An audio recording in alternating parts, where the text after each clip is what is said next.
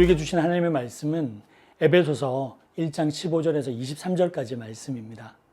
제가 읽어드릴게요. 주님의 말씀을 들으십시오. 이로 말미암아 주 예수 안에서 너희 믿음과 모든 성도를 향한 사랑을 나도 듣고 내가 기도할 때 기억하며 너로 말미암아 감사하기를 그치지 아니하고 우리 주 예수 그리스도의 하나님 영광의 아버지께서 지혜와 계시의 영을 너희에게 주사 하나님을 알게 하시고 너희의 마음의 눈을 밝히사 그의 부르심의 소망이 무엇이며 성도 안에서 그 기업의 영광의 풍성함이 무엇이며 그의 힘의 위력으로 역사하심을 따라 믿는 우리에게 베푸신 능력의 지극히 크심이 어떠하는 것을 너희로 알게 하시기를 구하노라. 그의 능력이 그리스도 안에서 역사하사 죽은 자들 가운데서 다시 살리시고 하늘에서 자기의 오른편에 앉히사 모든 통치와 권세와 능력과 주권과 이 세상뿐 아니라 오는 세상에 일컫는 모든 이름 위에 뛰어나게 하시고 또 만물을 그의 발 아래 복종하게 하시고 그를 만물 위의 교회의 머리로 삼으셨느니라. 교회는 그의 몸이니 만물 안에서 만물을 충만하게 하시는 이의 충만함이니라. 아멘. 오늘은 공동체에 대해서 좀 깊이 있게 생각해 보려고 합니다. 우리나라에서는 뭔가가 모이면 때라는 글씨를 좀 붙이면 돼요. 물고기가 모이면 물고기떼, 소가 모이면 소떼, 새가 모이면 새떼, 개가 모이면 개떼라고 부르죠. 그런데 영어는 어떤 것이 모이느냐에 따라서 그 이름이 조금 달라지더라고요. 물고기가 모이면 school이라고 부릅니다. 그리고 애벌레가 모이면 army라고 부르고요. 코요테가 모이면 밴드라고 부르고 까마귀가 모이면 murder, 살인자라고 불러요. 그리고 좀 재밌는 것은 독수리들이 모이면 커미티, 회의라고 부르고 파리가 모이면 비즈니스라고 부릅니다.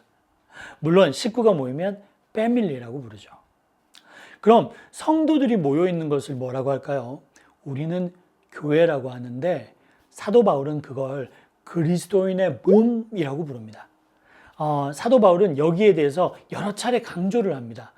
오늘 우리가 읽은 말씀뿐만 아니라 다른 곳에서도 아주 강조하죠. 교회는 그의 몸이니 만물 안에서 만물을 충만하게 하시는 이의 충만이라.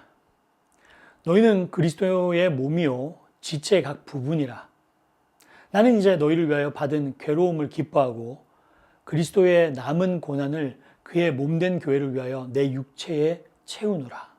그런데 교회가 예수의 몸인 것은 알겠는데요. 그 뒤에 붙은 구절이 잘 이해가 안 되었습니다. 만물 안에서 만물을 충만하게 하시는 이의 충만이라. 도대체 이게 뭔가? 여기에서 왜 갑자기 만물을 충만하게 하는 이야기가 나오는가? 생각해 보니까 하나님께서 천지를 창조하실 때 어떤 공간을 만드시면 반드시 그걸 뭔가로 충만하게 채워 넣으시고 완성하십니다. 하늘을 만드신 후에 해와 달과 별과 새를 채워 넣으시고요.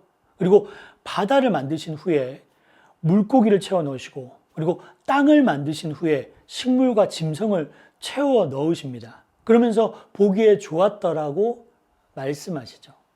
그리고 그런 만물을 창조하실 때는 말씀으로만 창조하시죠.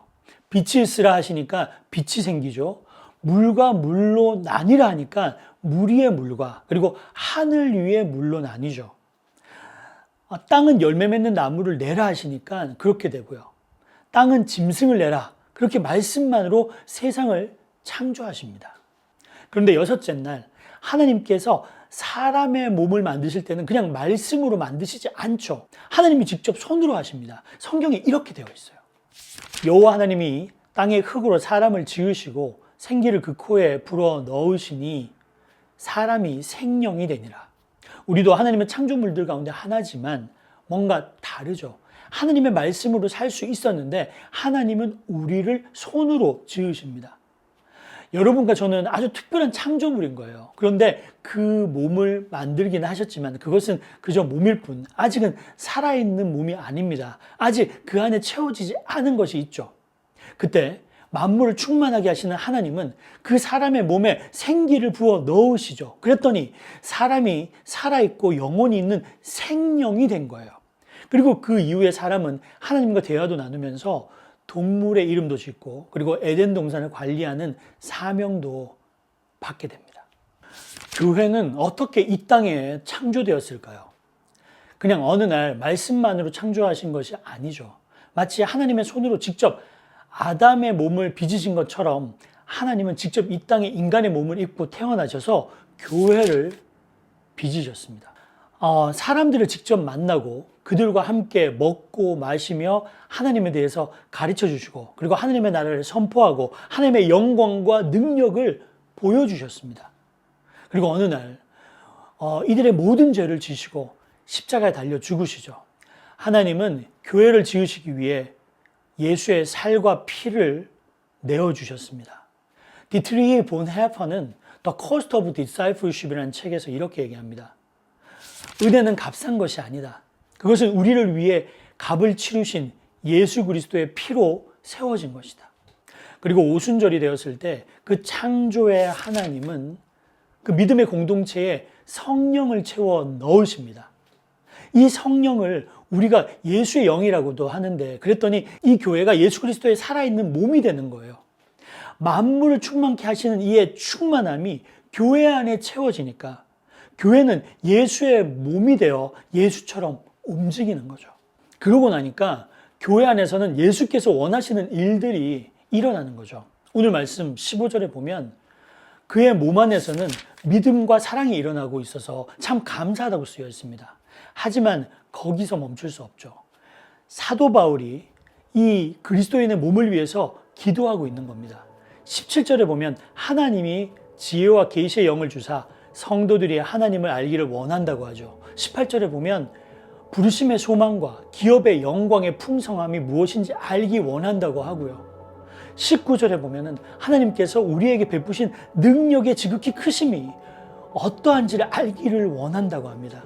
여러분, 우리가 그리스도의 몸이 되었으니 사도 바울이 기도한 대로 우리가 하나님 아버지와 더 깊이 교제하고 그리고 하나님의 영광과 능력을 경험하시기를 축원합니다. 왜냐하면 그게 너무 당연한 거예요. 예수님의 아버지 하나님과 늘 함께 하신 것처럼 예수의 몸된 우리 안에 성령이 임하셨으니 우리도 하나님과 함께 해야죠.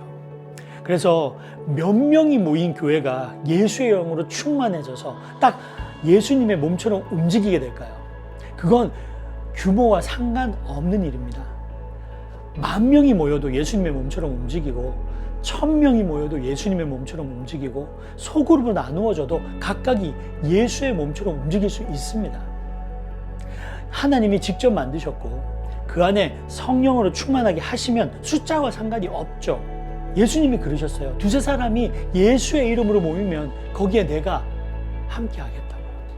그럼 한 사람은 어떨까요? 만약에 한 사람이 예수의 피로 구원을 받은 사람이고 만물을 충만하게 하시는 하나님의 영으로 채워졌다면 그 한 사람도 예수의 몸의 가치를 가지며 예수의 몸처럼 살고 예수의 몸처럼 움직이게 될 줄 믿으시기 바랍니다. 세상은 여러분을 통해서 예수님을 보게 되는 거죠. 팀 켈러 목사님은 복음과 삶이라는 책에서 이렇게 이야기합니다. 복음이 실제가 되면 사람들은 당신을 통해 예수님을 경험하게 된다. 그렇다면 우리는 예수의 몸이 되어 이 땅에 복음을 전하고 배고픈 자에게 음식을 주며 병든 자를 치유하고 하나님의 능력을 선포해야 될 줄 믿습니다. 우리는 이렇게 생겼고 이런 이름을 가졌지만 각각이 살아있는 예수의 몸이니 스스로 존중하고 서로를 존경하며 존귀한 하나님의 자녀로서 살아가기를 축원합니다. 우리는 예수의 피로 구속을 받았고 하나님의 손길로 지어졌으며 성령으로 충만하게 된 세상에 보여지는 예수 그리스도입니다. 세상은 교회를 통해서 그리고 여러분을 통해서 예수님을 보고 예수님의 사랑과 능력을 경험하게 됩니다. 그러니 우리 각자가 예수님의 손과 발이 되어 복음을 전하고 사랑을 실천하며 하나님의 영광을 드러내는 삶을 살기를 소망합니다. 여러분 잊지 마세요. 하나님은 여러분과 함께 하시며 세상은 여러분을 통해서 예수님을 보게 될 겁니다.